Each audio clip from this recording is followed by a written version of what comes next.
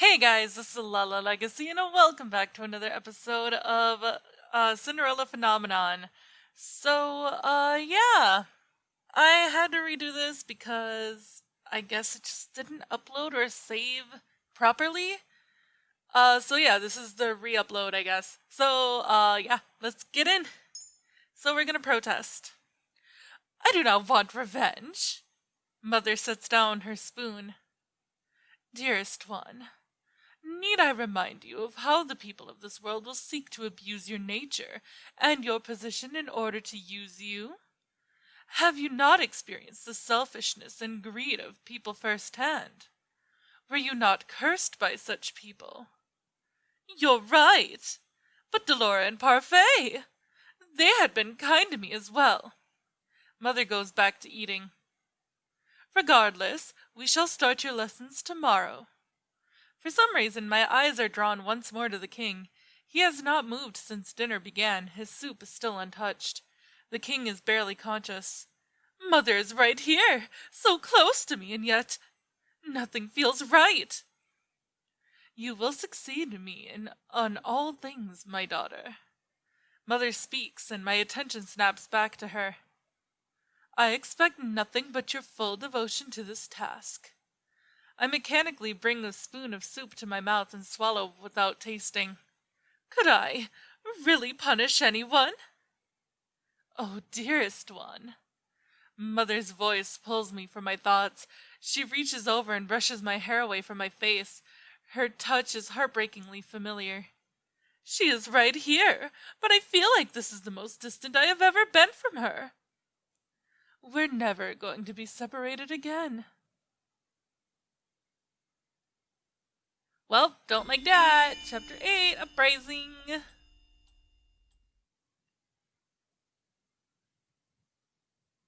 Melody.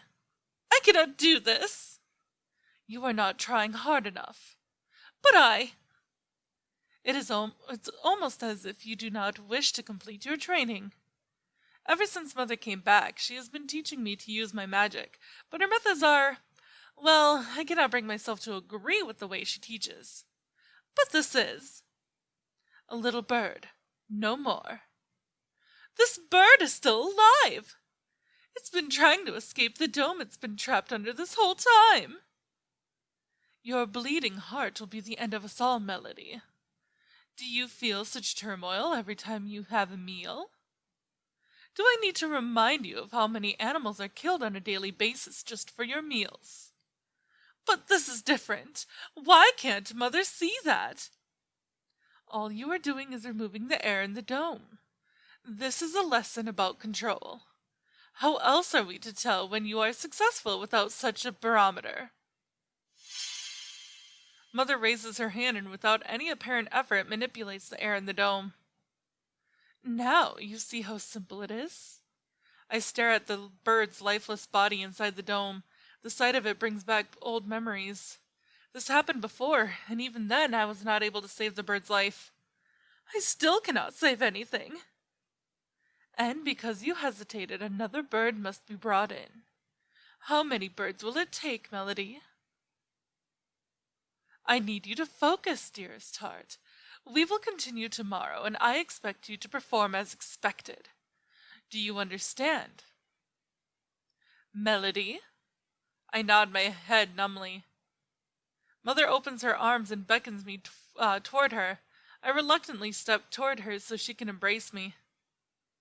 There is no more warmth in her embrace. There is nothing. Mother strokes my hair. Before, I found the gesture endearing and comforting. But now, I feel cold. I do this because I love you, Melody. You understand, yes? The words I want to say are trapped in my throat. I can't. Mother pulls back, a questioning look in her eyes. Say you love me, darling. Of course I love you. I do love her, but things are different now. I cannot deny who she is or what she can do. Mother sighs heavily before releasing me and turning around. Vard. The door opens and Vard steps inside immediately. He kneels before us. Your Majesty. Take my daughter back to her room, as you command. Varge rises and bows before going to hold open the door for me. Princess? Good night, mother. I curtsy and follow Varge out of the throne room. Ever since Fritz disappeared the day I woke up, he has not returned. I hoped that he would return and that Varge would be destroyed as slowly disappearing. Every morning I wake and find Varge standing outside my door. I become more disheartened. I look at Varge's back as he walks in front of me. How am I supposed to bring Fritz back? Varge is only getting stronger each day. At this rate, Fritz will. Adieu, va. You know that will not work on me anymore, princess. Fritz used to come when I said that word, but I no longer see any signs that he hears me. Worried about your night? Let me tell you something that might lift your spirits then. He's not gone. What? He doesn't think he can afford to lose. He's not giving up control without a fight. Thought you might want to know. Why are you telling me this? You haven't been yourself the past few days. But why do you care? Varge stops and turns to look at me. He is looking at me the same way Fritz always does, with gentle acceptance. I can almost believe I am looking at Fritz and not Varge. I've been asking myself the same question. I know these feelings for you aren't my own, and yet... Feelings for me? I guess his emotions for you are too strong. It's rubbed off on me, and now I'm stuck caring about you too. Varge's expression changes, a subtle sadness creeping into his eyes. Stupid. We both know who you'll choose when the time comes. What? Varge smiles, but it's devoid of any cheer. He turns around and continues walking without waiting for me. Hurry up, princess. The rest of our walk is silent. The night is deep, dark, and gentle, but I cannot find peace or sleep in the all-consuming silence. It has been 2 weeks since Mother's return, and 2 weeks since I've been able to sleep through the night. Most of my days are spent at Mother's side. When we aren't patrolling Angiel, she is teaching me how to use the Tenebrarum, readying me as her successor. Every day it only becomes clearer to me that the kingdom is suffering. The people fear and hate us.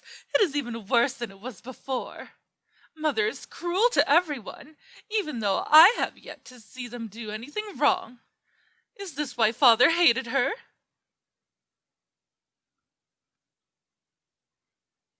Your Highness, I beg your forgiveness. My child was not watching where he was going.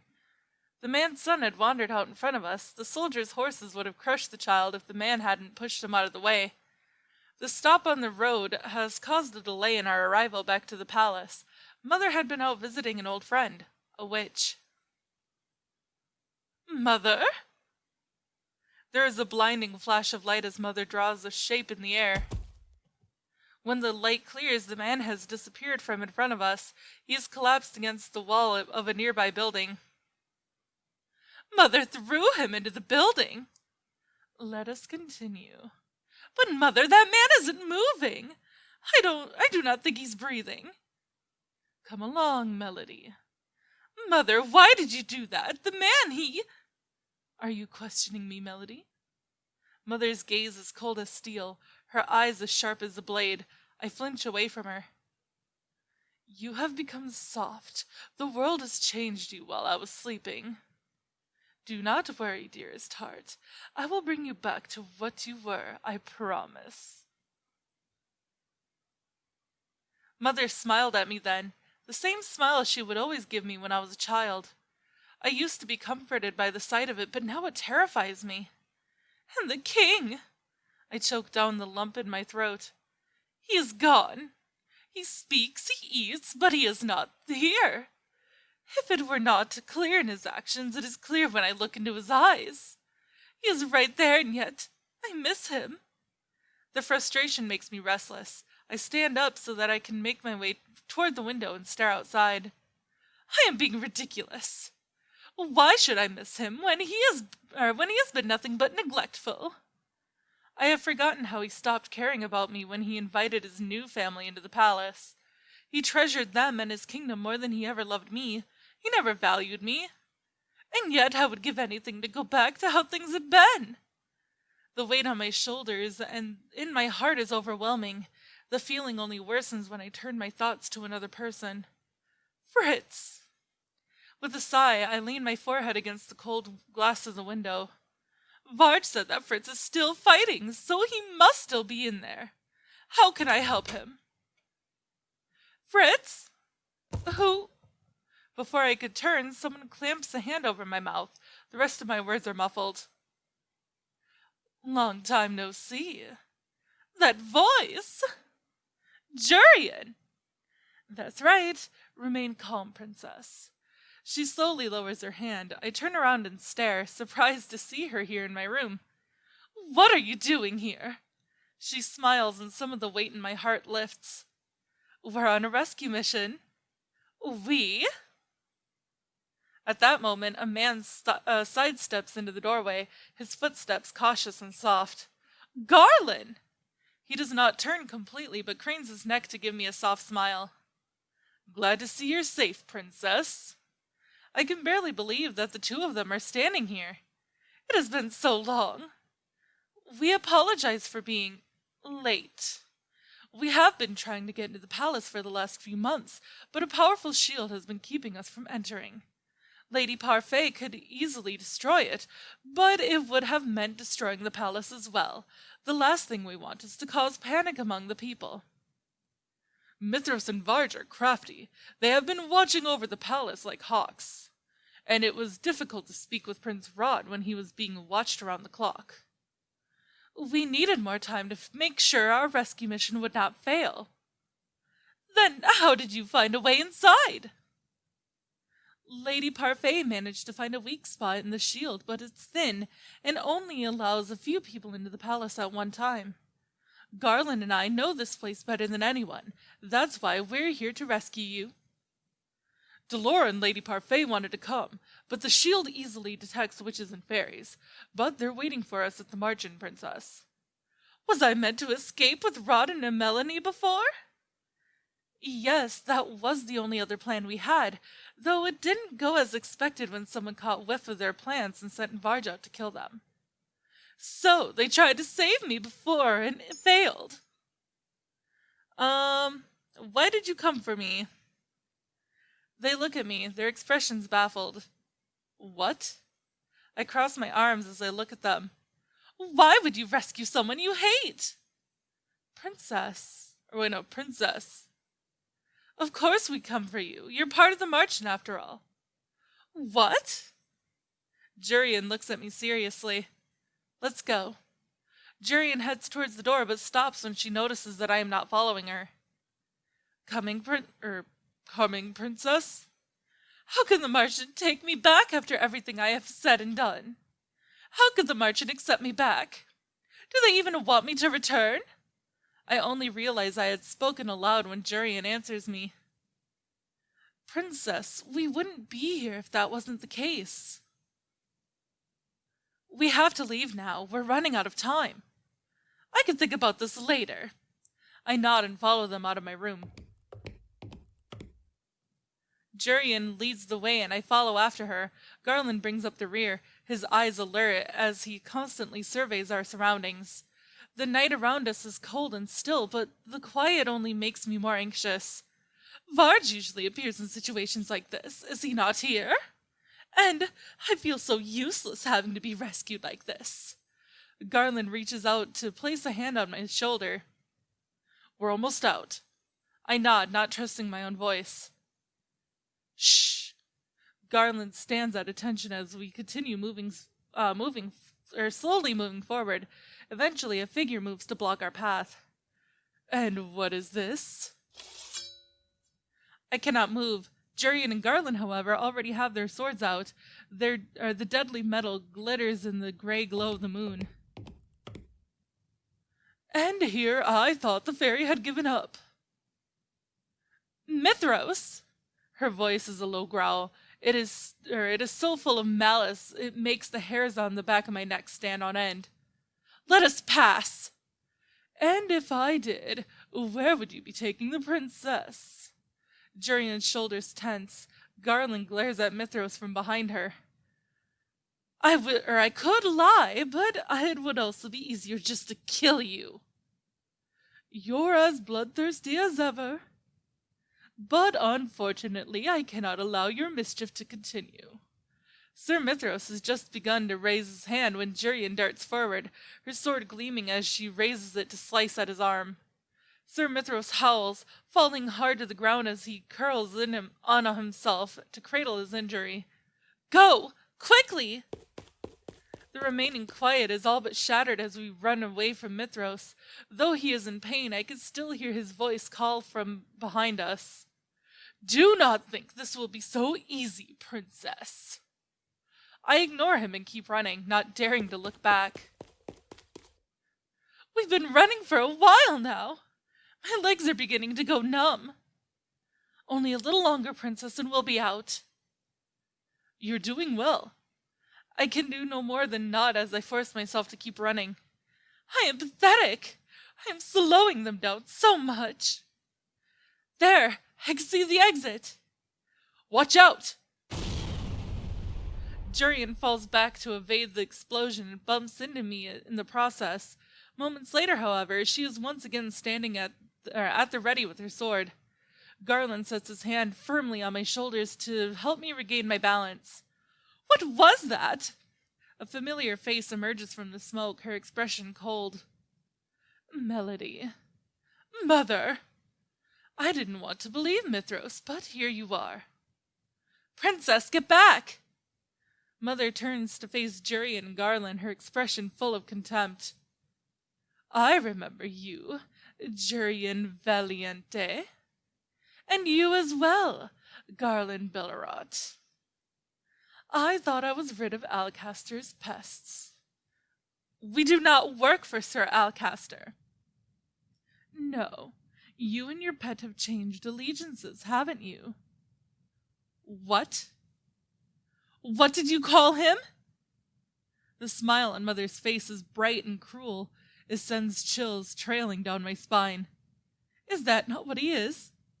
Mother casually waves a hand at Garland, who remains quiet. He follows you around like a lost puppy. He is so desperate for a scrap of affection that he would do anything for you, regardless of his own pride. It is admirable how well he knows his commands. Stop it! Come, Garland. Sit, Garland. Good boy, Garland. Shut up! Jurian, don't! But his words come too late. Jurian rushes forward, her body nothing but a blur, her teeth bared, in savage hatred. Jurian is fast, but Mother is faster. She raises her hand and sends Jurian back with a terrible flash of light as Garland catches her. And you defend his honor as if he were some poor maiden. How pathetic. Garland's voice is soft as he studies Jurian. Jurian, please. She's just trying to get a rise out of you. I know that. Jurian throws his hands off, a murderous look in her eyes as she glares at Mother. Mother remains in the same place, smiling that terrible smile of hers.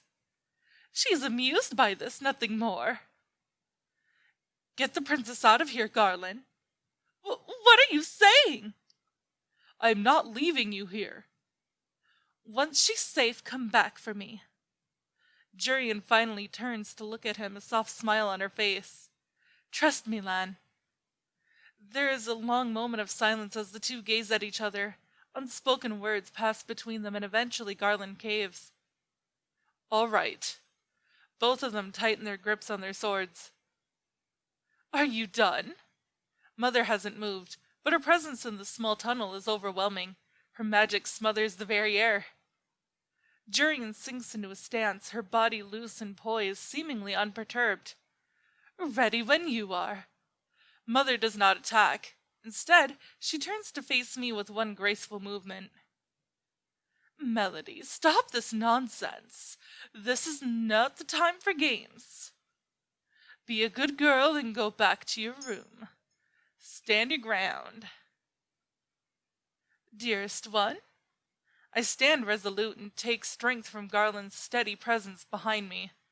What Mother is doing is wrong. What she wants isn't right, and has never been right. What she's done to the king, what she's done to Angiel. How am I meant to look at her the same way? My voice is quiet when I finally speak. No. What? I take a deep breath and look her in the eyes. No, I will not return to my room. Mother's expression is unexpectedly calm as she looks at me. My own daughter would choose these traitors and liars over me? Is my love so inconsequential to you? Has she ever truly loved me? Mother, if your love is what love is meant to be, I do not want it. Mother is not who I thought she was. When I look at her now, all I can see is what she truly is. Evil. Clearly you have become corrupted during my absence. I suppose it must be the work of the infernal fairies. Never mind. Once I have destroyed each and every one of them, you will return to me, my daughter. She raises her hand and light curls around her fingers, but before she can cast her spell, Jurian is at my mother's side. Jurian's sword glints as it slices through air and then through Mother's clothes. Go! Princess, come on! But Jurian, if we leave her alone... Garland pulls me away from my mother and Jurian as a battle begins. I hear the dull clatter of metal as we run, and can see the flashes of light even as we escape back the way we came. Garland! We have not gotten far when I force Garland to stop. Garland! It is only when I grab his shoulder that he stops and turns to look at me.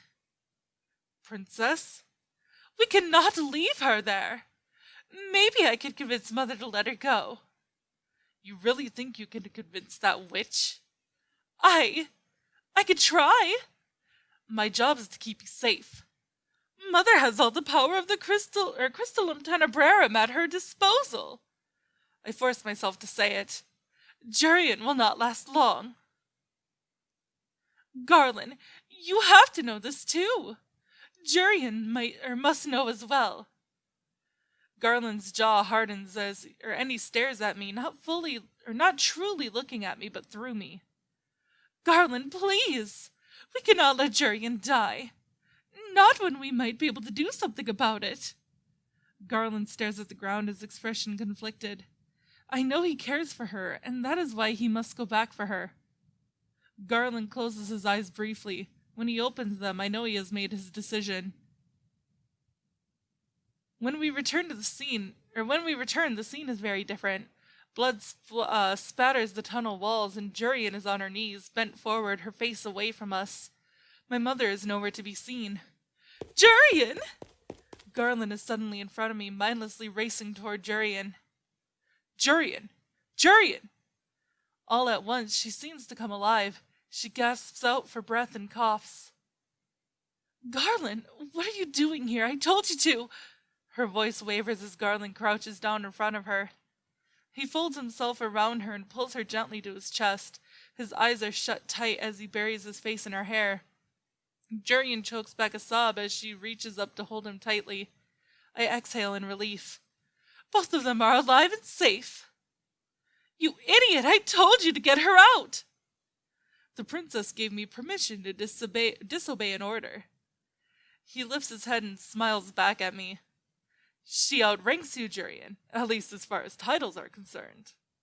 Garland slowly guides her to her feet. What happened? The queen disappeared, and I... Jurian suddenly stops. We hear it at the same time, a terrible ripping sound like the air itself is being torn. I see the slither of shadows and unnatural light in the darkness, and suddenly I realize what is happening. My panicking mind is only able to process everything that happens in slow motion. Mother appears behind Jurian, poised to strike. I see the horror in Garland's eyes and then acceptance and determination.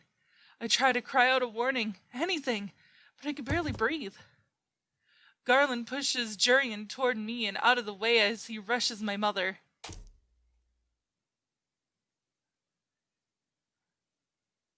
At the same time, Garland pushes forward. Mother holds out her hand. It takes only a single heartbeat for her to plunge it into Garland's chest. Garland! What a loyal pet, giving your life for hers. Garland's face crumples in on itself.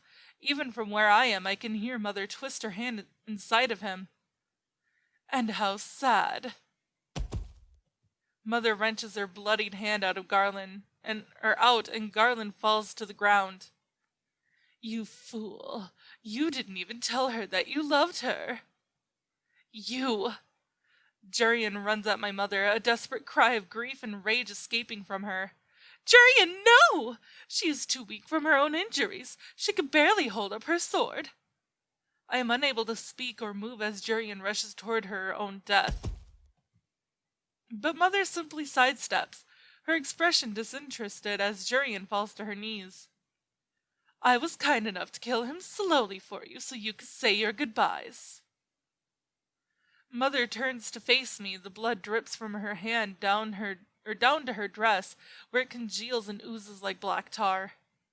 Do you understand now, dearest one? This is what you have made me do. This is what I must do now to all of those who have corrupted you. You were the one who forced my hand. Do not forget that. For a moment, the air in the tunnel disappears and a terrible silence fills the darkness. By the time the air comes rushing back into my starved lungs, Mother is gone. The tunnel is empty, lights flicker in the aftermath of her disappearance. The only thing I can hear apart from the rushing of blood in my ears is Jurian's sobs. Garland! Garland, no! I make my way slowly toward her. It's like wading slowly through murky water. Jurian is leaning over Garland and has his head on her lap. He is still breathing! Parfait! Parfait can help him! When I crouch down, I can see the open wound Mother left behind. I swallowed down the bile that rises in my throat, along with any of my words of comfort. Magic cannot fix this. Garland, please! I get down on my knees beside Jurian. This is my fault! Don't cry. Garland! He smiles at her. It is a genuine smile that breaks my heart. Jurian shakes her head. No, Garland, you can't! Jurian, I love... His voice trails off as he closes his eyes, his breathing becoming more labored. He gasps one last time before his body stills completely. Garland? Garland? I bite down my tongue and bow my head as Jurian howls her loss into the silence of the blood-soaked tunnel. We spend some time with Garland in the tunnel. Jurian shakes with silent sobs as she grips his still body. But eventually, Jurian gently removes Garland from her lap as she stands up. She takes his sword as she presses her hand to his face one last time. Then she turns and walks away from Garland's body with his sword clutched tightly in one hand. She grips her sword in the other. It takes all that I have to keep up with her. Jurian! Jurian, this is all my... Not now. Her voice is quiet and all the more disturbing for it. This is all my fault. Melody, Jurian! Waltz? What is he doing here? Waltz comes running up to us, his eyebrows creased with worry. I've been waiting so long, I was about to... He pauses, his eyes flickering to the swords in Jurian's hands. Why do you have Garland's sword? Waltz's face pales. Where is he? Gone. What? Garland is gone. Her hands tighten on the swords she holds. For a few moments her shoulders slouch, but then she turns away abruptly and continues walking. Let's go. Waltz turns to me. They said it was going to be a simple in and out, so I let them go alone. What happened in there? What do I say? It was all my fault. Princess, I'm sure that's not true. I glare at Waltz as tears well in my eyes. It was my fault! Waltz falls silent as he studies my face, then he sighs before taking my hand. We'll sort this out at the margin. Come on. As soon as the margin door closes behind us, Jurian collapses. Jurian! Luckily, I am close enough to catch one of her arms, and Waltz is fast enough to catch the other. Move her to the chair. Together, we manage to guide Jurian to the chair. We set her down on it as gently as we can. I watch as she unfolds on the chair, and that is when I see the dark red slashes and tears in her clothing. Some of her wounds are open and visibly bleeding. She's still bleeding. Waltz pulls a cloth from his back pocket and hands it to me. Clean what you can. I'll get Lady Parfait and Rumple. He runs off, leaving me alone with Jurian. It looks like she's bleeding everywhere. I steel myself and kneel by her side. Gently, I reach out and begin to wipe the worst of what I can see. Jurian moans and I flinch in sympathy.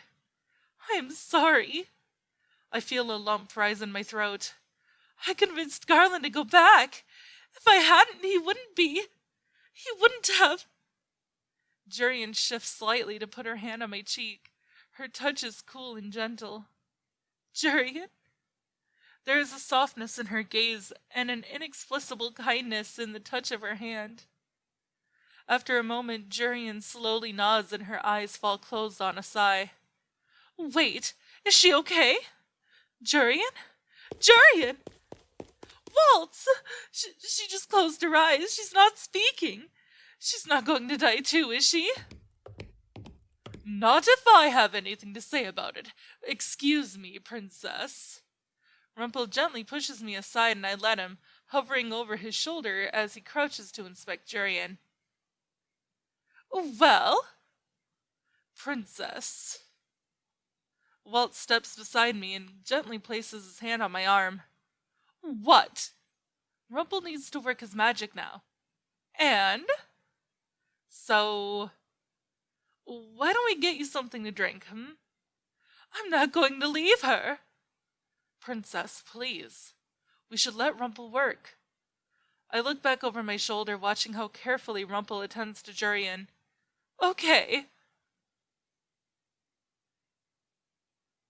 Waltz's hand acts as my lifeline as he helps me into the tavern area.